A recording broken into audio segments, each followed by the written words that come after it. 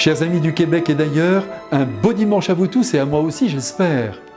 Alors aujourd'hui, mes frères bien-aimés, l'histoire que Jésus invente pour secouer nos vies endormies est tellement impressionnante qu'elle devrait pour le coup nous réveiller en sursaut. Aussi, laissez-moi vous la raconter, même si c'est dimanche et que vous avez besoin de joie, de gaieté, loin de toutes les épreuves que la vie ne manque jamais de faire tomber sur nos têtes. Eh oui, hélas. Alors cette histoire, eh bien il s'agit de 10 jeunes filles qui attendent leur époux. Le jour commence à tomber, la nuit n'est plus très loin, et pour le voir arriver, il faut évidemment disposer d'une bonne lampe. Et au temps du Christ, comme vous le savez, ça a duré longtemps, les lampes étaient à huile. Donc, il fallait faire très attention d'avoir toujours en réserve au moins 1 litre d'huile.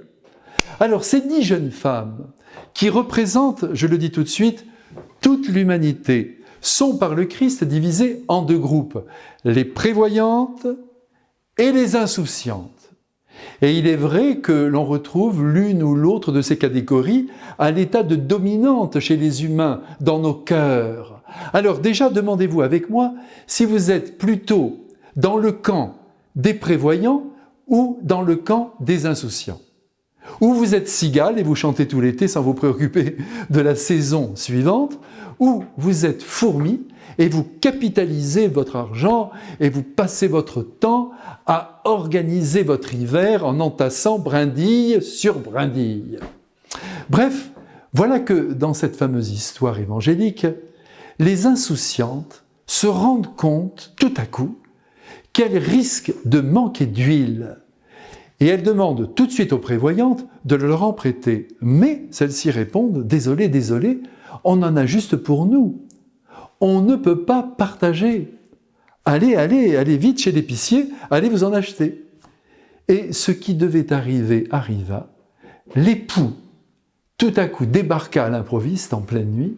Et celles qui avaient leur lampe, bien sûr, elles l'ont vu, elles l'ont suivi. Mais les autres qui étaient partis chez le marchand pour se procurer de l'huile, arrivèrent en retard et trouvèrent la porte de la maison fermée.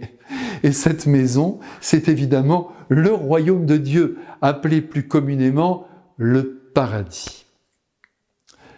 Comprenons bien, personne sur la terre ne connaît l'heure de sa mort, tant mieux d'ailleurs. Autrement dit, l'heure de la grande rencontre avec l'époux de nos âmes qui est le Christ. À chaque instant, la mort est possible pour chacun de nous. Et ce serait vraiment faire preuve d'insouciance que de ne pas le croire. Chaque seconde dans le monde, 2 personnes meurent. Vous vous rendez compte? Aussi, ne pas perdre de vue cette rencontre finale est une bonne chose.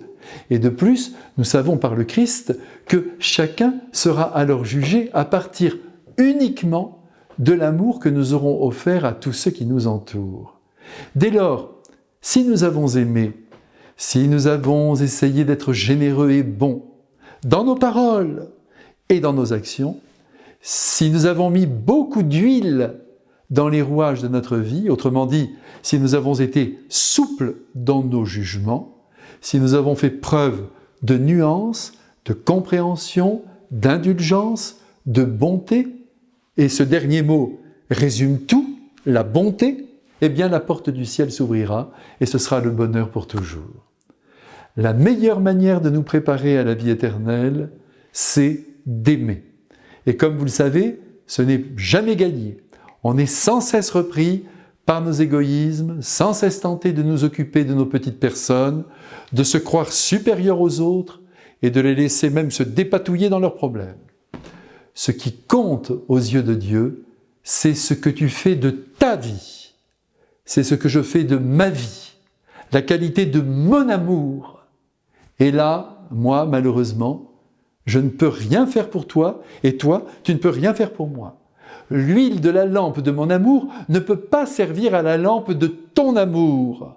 Alors, soyons prévoyants, aimons concrètement ceux qui sont autour de nous, et ainsi notre vie lumineuse verra au jour de notre mort Jésus arriver, et sur un beau sourire, nous faire entrer tout simplement dans son cœur.